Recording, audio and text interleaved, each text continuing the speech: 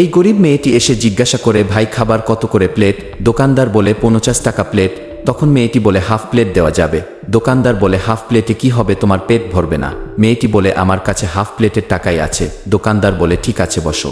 তখন এই সব কিছু দাঁড়িয়ে থাকা মেয়েটি তাকিয়ে দেখছিল। এরপর মেয়েটি গিয়ে বসে। তখন দোকানদার হাফ প্লেট খাবার নিয়ে মেয়েটিকে দেয়। মেয়েটি খুব ক্ষুধার্ত ছিল, তবু অল্প খাবারে মনটাকে শান্ত করে খেতে থাকে। তখন এই দুইজন তাকে তাকিয়ে দেখছিল। এরপর মেয়েটি খাবার খেয়ে টাকা দিতে যায়। তখন এই মেয়েটি বলে, আজ আমার জন্মদিন, এখানে যেই আসছে তাকে আমার তরফ থেকে খাওয়াচ্ছি, তুমি আরও খাও। মেয়েটি মিথ্যা বলে, আমার পেট ভরে গেছে, আর আপনি আমার জন্য টাকা কেন দিবেন? এই মেয়েটি বলে, আমি বলেছি না খাও, টাকার টেনশন করবে না। আর সে দোকানদারকে বলে, এক ফুল প্লেট দাও দিদির জন্য। তখন সে আরও এক প্লেট খাবার দেয়।